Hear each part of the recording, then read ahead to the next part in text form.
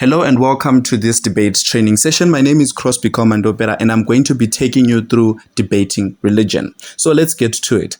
Firstly, before actually getting sample motions and mechanisms and things of that nature, it's very, very important for us to establish what debating religion is generally about, the common misconceptions that people have and the realities, right? So firstly, when you're debating a religious motion, it's mostly never about debating whether or not that certain deity exists or whether this deity is above this one or trying to prove the existence of the supernatural.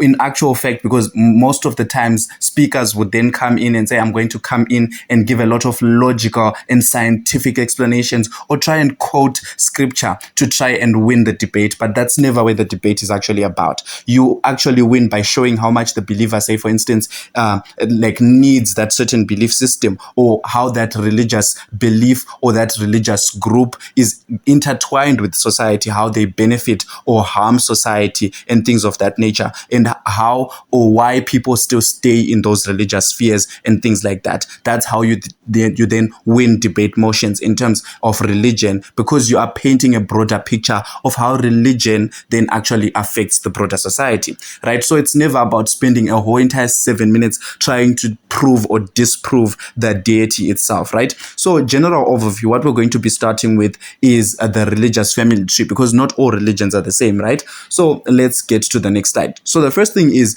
not all religious groups are the same, and we can't treat like your tiny quiet groups and those massive global institutions to be the same thing. So you'd notice for some motions, they cater specifically for smaller groups of religion. Some then cater for the bigger ones or the powerful groups of religion, right? So the classification here is in terms of the scale and the size of the religious groups themselves. The first thing is you have your monastic religions, right? These ones tend to be more tiny. They tend to be more strict, right? These are smaller and isolated groups of religious or people, right? So these ones would be your examples of your Amish or your monk or your monks, your Buddhist monks or whatever it is. Those that tend to subscribe to things like spirituality, for example, people that go into the woods to try and commit to their vows and they detach from modern society. Those are your monastic religions. Some tend to be like individualistic. You're just a person that believes in a certain deity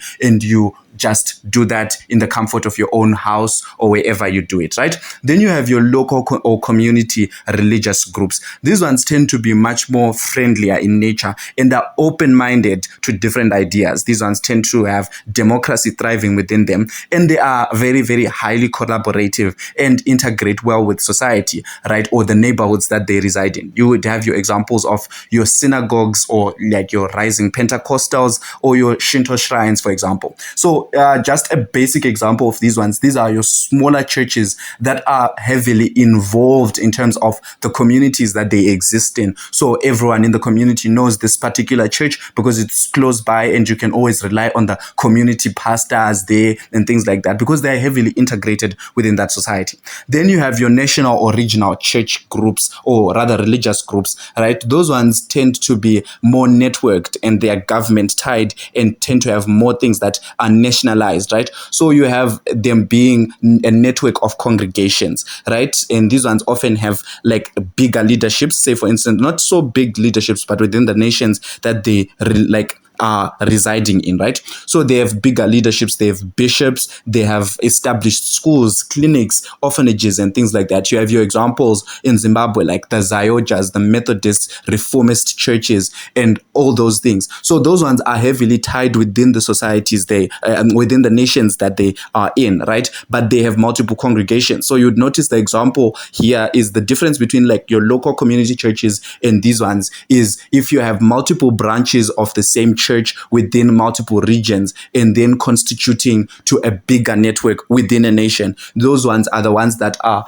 nationalized or regional groups of religions, right? So you then have your last groups, which is the global ones, right, on the family tree. So these ones tend to be huge, they tend to be structured, and they tend to be massive in terms of like the global scale of them, right? So these ones have a rigid structure or a rigid vertical leadership where they also have political control. These ones also have like your big powerhouses that control them. You have your example of the Vatican, right? That is controlled by a lot of branches of like leadership. They have the Pope being very, very high up. These ones are well established, and you see that, like for instance, the Roman Catholic is in a lot of nations, right, and things like that. So these ones are much more global. It's not just centralized and found in, say, for instance, if it's just Zimbabwe, then that church only exists there, right? So these ones tend to be much more bigger. So you'd notice the difference between these religious groups is in terms of the scale, right?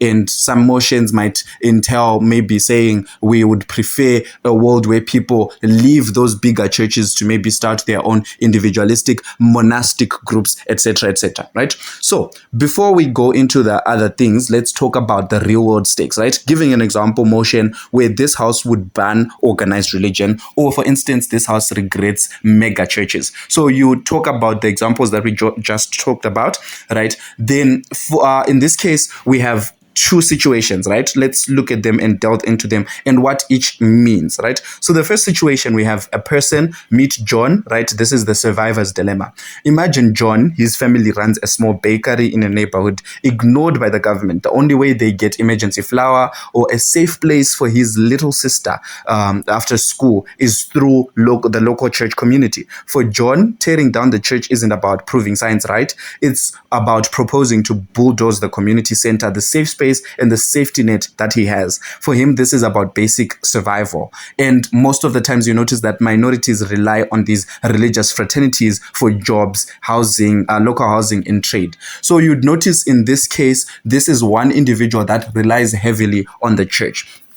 Right. So the second case, we have the reformer's dilemma. We have an individual, Sarah, for instance, right? Sarah, who feels suffocated by the strict, outdated rules of the congregation that are like these rules are being used to police her actions, right? When she's who she's supposed to marry, when she's supposed to be married, what she's supposed to wear. She wants to live and find freedom, but living her faith isn't so easy, right? So if Sarah leaves, she might be entirely cut off from her family or her childhood friends, and she's left alone in this world. So this is a second situation of a person that doesn't want to stay in the religious sphere that they are in, because the religion is oppressing them, essentially because the religion is telling them what to do and what not to do and things like that. So these are two situations. So in a case where now you are supposed to debate a motion, say for instance, this house would ban organized religion, it's very, very important for you to set the context in which the debate exists. In your side, you choose a favorable stance of where the debate exists or what type of people you're trying to cater for. For in this case, you might choose to want to cater for people like John, to say we don't want to ban organized religions because they cater for people like John that are being helped constantly by those churches that are integrated within their communities. Or you choose to say in opposition, we want to ban organized religion because we want to cater for people like Sarah that actually feel suffocated within the religious spheres that they exist in, right? So the keynote then is the core of debating religion is balancing those immense protection and moral support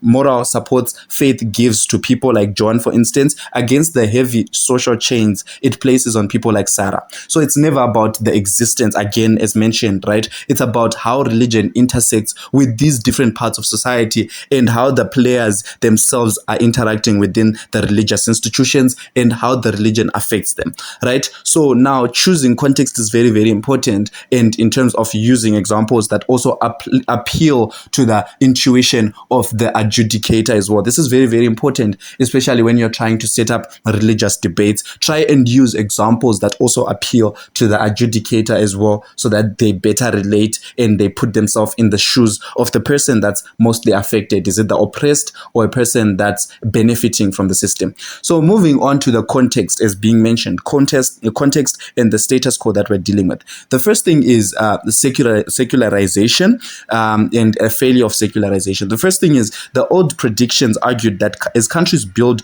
modern schools, skyscrapers, people would naturally stop believing. In actual fact, this has failed, right? Outside of Western Europe, belief is booming worldwide, heavily mixed with popularist politics, like for instance, you have your Afghanistan, your India, your Republican Party in America, right? So the idea initially was, as people develop and keep evolving and keep discovering a lot of things, most probably people are going to stop believing, but that's not the case, right? In status quo, it's still booming and it's still working, right? So the hammer analogy, like, as a subheading. So in terms of religion, right, religion is also, or can also be seen as a hammer that can be used to create like a beautiful shelter, but can also be used to destroy things, right? So it is ultimately either a tool for control, right, to declare the power that is divinely protected or unquestionable, or it is also used as a tool for like the ordinary peasants to be very courageous, to also be very, very like optimistic and things like that. That's very, very important. So you see how it's a double-edged sword in this case. So a pro tip is, don't debate in a fantasy world, argue in a world where religion is very, very powerful and here to stay.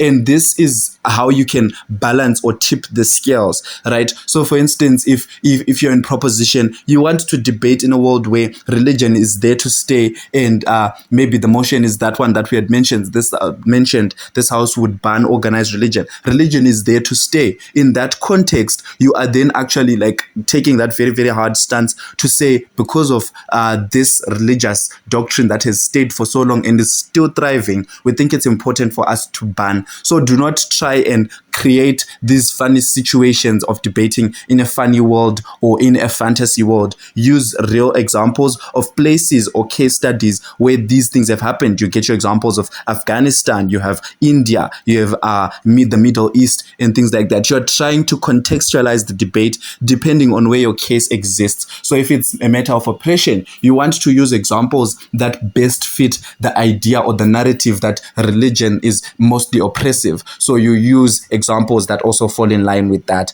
right? And if it's a matter of like giving people courage to persevere, you use context that falls in line with that, right?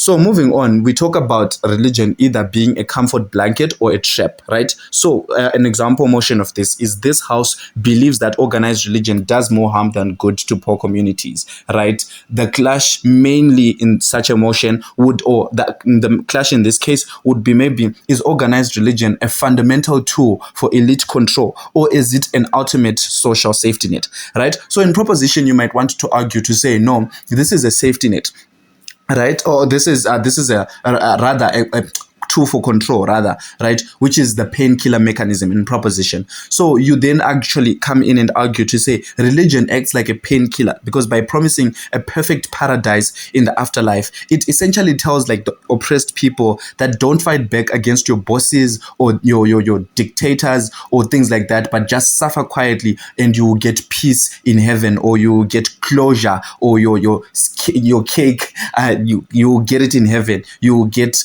all that in paradise, or whatever it is that the religious group is going to be saying is the benefits of the afterlife, right? So in some cases, you can also argue from a point of saying, because of this, it's most likely going to protect, because religion now becomes a painkiller that protects the abusers. It also protects injustices like corruption, social injustice, shrinks like things like rape, social justice issues, and makes them be sins to forgive. So because of a religious doctrine, or in a world where this happens in like your poor communities, people are told, no, it's fine, don't worry, because the thing is, even if they are being corrupt, they are going to suffer in hell, so let them be corrupt right now, but you cannot be corrupt. Or if those people, or if maybe you have been raped, you are told, no, let's try in a sense to forgive and forget. They will get their punishment, and you're most likely not going to even go and report and things like that, because you've been told not to do so, and how there are more benefits spiritually for forgiving, right? So those social justice issues are most likely not going to actually get justice. You're not going to get justice at the end of the day, right? So how to tackle these motions? Firstly, you show that the wealthy churches historically have protected the corrupt kings while telling the poor peasants to remain humble. This is something that you can use in terms of like trying to give a clear picture. For instance, most religious doctrines or religious texts are those that reflect the time period that they were written in. So they tend to protect the things that were during that time, things that were protected. For instance, if it's monarchy, they defend the monarchy. They also defend things like patriarchy, because during that time period, those things were very, very okay, right? So they reflect that and they don't change as easily, right? So that's why you then use examples to say the church has historically favored those that are in power as opposed to those that are not in power, right? The impact is then organized religion is not like a neutral belief system, because most people think it's a neutral belief system. It's rather a political institution that provides an assailable or divine shield to the ruling class, right? So that's how you then characterize the debate, to say it's not just impartial, but rather it's trying to cater for those that are in the ruling class, right? So for opposition now, you can then, because it's a double-edged sword, for opposition in such a motion, because now you're arguing to say it's a safety net, right? You argue from a place of saying, for instance, ontological security, right? So for instance, like just to simplify, ontological security is a fancy word, right? Just trying to define or describe mental peace or that closure that people have. It's that warm feeling that people have knowing why they are here, who they are, and that there's a better life or there's better value in the next life and things like that. And there are more benefits to treating people well and things like that, right? So that's ontological security, the pleasure that comes to people when they believe in the doctrine, right? That is, people know that they feel better about themselves. If people are being corrupt, they feel better about themselves if they're not being corrupt, because they know that they're going to reap the benefits in the next life, right? That's for the believer, because now it's a matter of who exactly are you defending. If you're defending a person, or if you think it's very, very important to debate from a standpoint of talking about the person that's within the religion itself, you talk about them feeling pleasure, and that to them is something that's very, very good. They're most likely incentivized to keep continuing on in that religious sphere because they get so much pleasure in being a good person and still just shunning against all those evil atrocities and making sure they are the best version of themselves, and they get that closure of knowing, oh, I'm here for a much greater purpose and things like that. So how to tackle this then is to focus on ground level things. Talk about like your local churches, your mosques, your temples that provide like childcare, soup kitchens and things like that, because the church is catering for the believers themselves or catering for the people that are within the society. So now you're saying it gives them pleasure, it gives them so much closure and happiness to get help from the church. It gives them happiness to know that if they pass away, the church will be there to cry with them and mourn with them and things like that. So that's very, very important. The impact then is you are destroying organized religion, or by destroying organized religion, you remove that whole psychological and material safety net that is available to the people that are ultra poor, for instance, people that struggle so much within society. So now you just leave them in sheer isolation. So that's how you can also characterize in terms of opposition. Now, moving forward, we talk about this is with the example motion, this house supports religious leaders leading political protest movements, right? You have your God's rebels or holy wars, right? From proposition, you can argue to say there is a higher law power, right? So the liberation theology is when religious leaders use holy texts to fight for social justice. Secular protest groups are easy to shut down, but when activists believe they answer to a higher law, they lose their faith, their fear for the police, for prison, for death, and things like that. So you now give real examples. You get your instance of like your US civil rights movement that was fundamentally organized by the Black church using the narrative of, the Exodus, escaping slavery to mobilize people. So essentially what this means is you are seeing a shift because now you are supporting religious leaders being the ones that lead protests. They are using the text to tell people it's okay and it's justified for you to do this, because even if you are rebelling against your own government, it's okay for you to do that, because as a poverty-stricken person, you are supposed to to do that. They give examples of text of people that escaped slavery, right? They preach of the children of, I think, Israel or whatever that text would be saying. Just this is giving in a Christian context, for example, right? To say it's okay even if you do this, it's justified, right? They also like cater for helping people, right? You get, for instance, Catholic priests that would hide people during the US-based right-wing death squads, right? So this was them trying to say, no, the Bible or the religious text in that instance caters for the poor. It caters, or like the deity in that case is structurally biased towards the poor. So you notice that these movements are more likely to be stronger and much more united because they think, or people think, they answer to a higher power and they're doing this because of a higher law,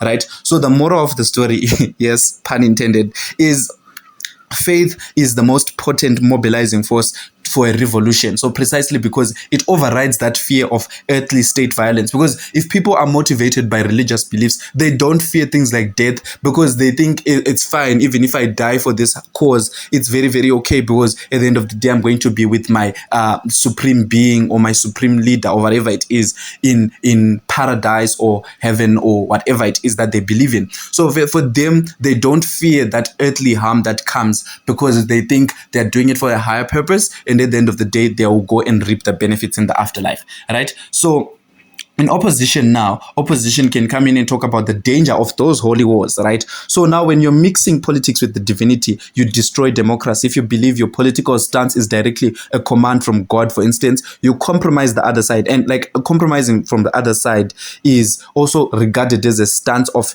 a sin, or it being something that is against the divine, right? And everyone that is an opponent of that divine is essentially an enemy, right? So that's the problem. So because you think you answer to a higher power, you can just come in and say, oh no, our ideology is the best, and we answer to this supreme being, so we're just going to fight for this cause. And another group says they fight for a different cause, and it's just going to cause a risk of like those holy wars where one says I'm supreme or I answer to a higher power, yours is also a higher power, and that causes problems. And compromising would be something that is futile because you can't compromise, essentially because the doctrine says it's not okay to compromise, and essentially what you're doing is a sin, and anyone against that doctrine becomes an enemy, right? So how to tackle, for instance, show how that backfires, the idea of like the higher law power, right? How it backfires. If religious leaders tell followers who to vote for, it also undermines democracy, right? It brainwashes voters, and it makes peaceful political debates impossible.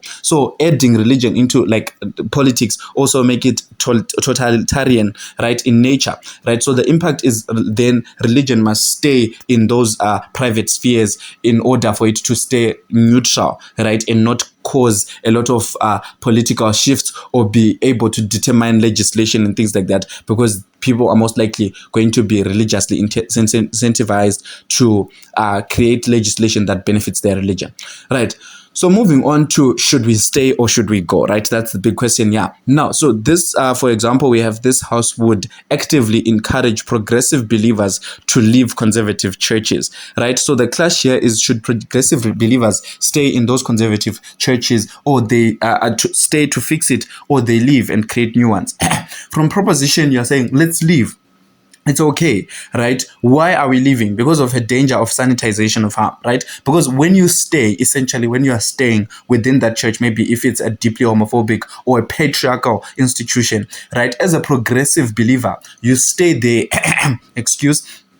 you stay there and you become a PR shield for the church. They can always just argue to say, no, if it's a matter of, oh, the church is not inclusive, they argue to say, no, we do have people that are of a vibrant community or a different community that are here. We have females. If it's a matter of oppression, the patriarch and things like that, they argue, no, these people are there in our church and we support them and things like that. That becomes a problem because essentially you have given them a sanitization to claim that they are still in the right, whilst they don't actively do that or change the actual problem. So what you do is now you're arguing to say, let's leave, so that it creates an incentive for them to want one, capital, and buy in. Because a religion or a religious institution is still an institution that depends heavily on like the incentives of money and getting people and getting getting more members, right? So the more you walk away, you're walking away with your, maybe your offerings, you're walking away with your donations. That becomes very problematic. If more women leave, or if more like minorities leave from the church, they want buy-in, they don't want the scrutinization and things like that. They still want you to come back. So they're most likely going to change because of the panic that comes with it, right?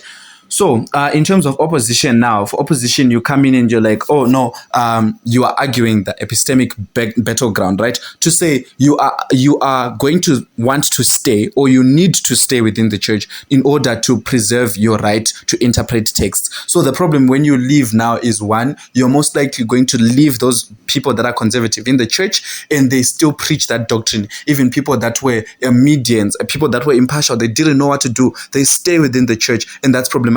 Even the doctrine that you say is very problematic, they're going to teach it to the kids and things like that, and you're not most likely going to change it. And even if you start your own thing, you are believed to be very demonic for doing so, etc., etc., right? So explain why staying then saves more lives, because now you are teaching the doctrine however way you want it, in terms of interpreting it differently, and you are not leaving it to the harsh conservatives then. So now the question is, because we talked about state using religion as a political tool, who exactly programs your brain, and how do they do it? For example, we have a motion, this house would ban patriotic history and religious institutions in state, right? In state-funded schools.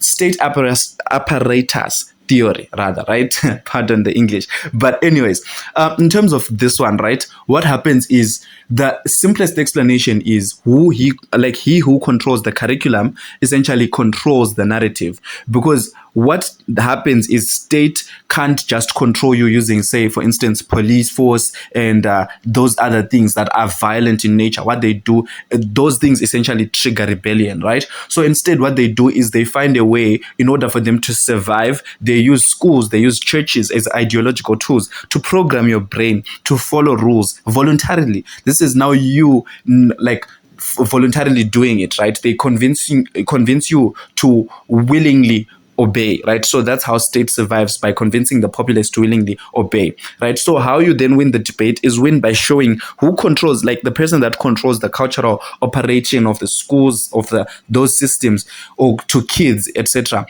right, is whoever controls the narrative. Those patriots that you see and things like that, those people are trained within classrooms. When you're told this is what you're supposed to do if you're a good citizen, etc., etc., fight for this greater cause. That's where it starts, within indoctrination in terms of schools and things like that. So state uses those institutions as apparatus for them to like perpetuate all those things that they want. So this is how you can argue to say, this is why it's very, very important for us to ban teaching of patriotic history and religious texts in terms of institutional, or into schools. Right. So moving forward to how religions modernize, right? How religions modernize. Essentially, what happens is, the misconception is, people would assume religious text just so happens to change, but that's not how it happens, right? The text itself doesn't change. Already we've established this text was written during a time period not so long ago, like long ago rather, but now even if trying to change it is like introduced, that can't happen, because that's also maybe in some instances very bad. It's a sin, or going against the text itself. So what happens is, the text doesn't change, but it's how people interpret it, or how people read the text, that changes, right? So the first thing is how the text changes. It's the political incentive. We talk about religions needing demographic growth for power. They adapt rules to stay popular and maintain relevancy. So you'd notice, for instance, your Mormon church, when we talked about essentially like the idea that religions or churches still need buy-in from people, they still need that power, because already we've established that religious institutions are intertwined within society, and they are very, very much there everywhere, and they control the narrative. They want to get buy-in, they want to get power, so they change doctrine in order to get that buy-in, right? You have your example of your Mormon church that changed in the 1970s, right, to permit black members, right, because of pressure, right? They dropped the theology of the curse of the harem. You get your Pope, for instance, acknowledging LGBTQ minorities, for instance, right? That whole idea sparking conversations around the world globally. That shows how religion has power to shape narratives. It has power to even tell people, okay, let's now change this certain way of thinking. Let's change this certain way of thinking. This is different now, and things like that. That's how it works, because they still want the political incentive to still control the narrative. Then also textual gaps, because these ancient scriptures were written long ago, right? They cannot anticipate modern technologies. They can't anticipate things like AI, research, things like that, leaving wide spaces for progressive reinterpretations, right? I think the best example of this is if, because they were written so long ago, right? They are not well versed with things that are happening right now. So if in the event that science is going to come and say, oh, we've discovered this certain thing, religion can simply come and say, oh, no, that thing, for instance, if it's the Big Bang, they say, oh, no, Allah was the one that was responsible for the Big Bang. They interpret the text differently in order to fit the narrative of the religion itself. So that's how it modernizes and changes, right, in an example. Then the last part is collective memory, right? Collective memory basically is how religions adopt over generations by simply forgetting certain violent or controversial ancient texts or segments and stop teaching them. You get an example of Christians or Christianity, for example, moving past the slavery regulating texts, because you'd find most Christians would tell you, no, the Bible condemns slavery, but that's not actually the fact that happens, because most of the texts, you would find there are texts, specific texts that like don't do that. But you would find now, because in modern day society, that whole idea of slavery has been determined to be something that is bad. We know that is bad because societally we have realized this is not something that is morally just. So you'd find now religious texts or religious groups tend to forget those texts or not teach them at all, right? So that they are not changing the text itself, they're just not teaching it because they've realized, no, this is a backward way of thinking, but they won't explicitly say it. That's how it happens, or how people interpret the text, right? That's the idea of the textual gaps, to say even if in an idea of say for instance, love thy neighbor, whether they're different or whatever the case is, they're now interpreting the text differently. So that's how religion modernizes in essence, right? And how it changes and shifts because of the political incentive. They change because of the textual gap and the collective memory that people already have, right? And how that doctrine changes. Then I think lastly, we have a bonus motion here, which is a motion. This house believes local infrastructure should be led by religious trusts and not the state, right? This is just a motion where we believe it's very important for those religious groups to be the ones that are responsible for local infrastructure and building them, right? Firstly, we talk about if you are in opposition, for instance, right, you might argue centralizing trusts and funds to those churches is something that's very, very good, because they don't have to go through that red tape. They also don't have to go through the government bureaucracy and things like that, right? They're most likely going to employ people, local artisans, and people that are within the local communities. We've established religions are deeply tied within the communities that they're existing in, right? So that's job security. That's a benefit for the people within the community, right? People also donate more and work more and harder because they are under leaders they trust. It's different from the government. Now they are giving more to the church because they trust their leaders and things like that, right? And also lastly, I think in opposition, you're arguing to say, we want them to do this because when locals build, they maintain it, because essentially this is a work of love. It's a labor of love for them. So they care about it more. So they're most likely going to care about it more because they personally were involved in the making of this thing, right? But in prop, now you argue the harms that come with such a move, right? For instance, if this is to happen, government is going to most likely become lazy and stop spending public taxpayer money and things like that. So now they are going to take the money and put it elsewhere because now it's no longer their responsibility to do this, right? Then religious aid often comes with strings attached. That means they exclude marginalized groups like LGBTQ youths. Government programs usually then cater for everyone, right? So now if it's for the state, because you're arguing for the state, you are saying, no, the state caters for everyone, regardless of your race, your gender, your sexuality, etc., etc.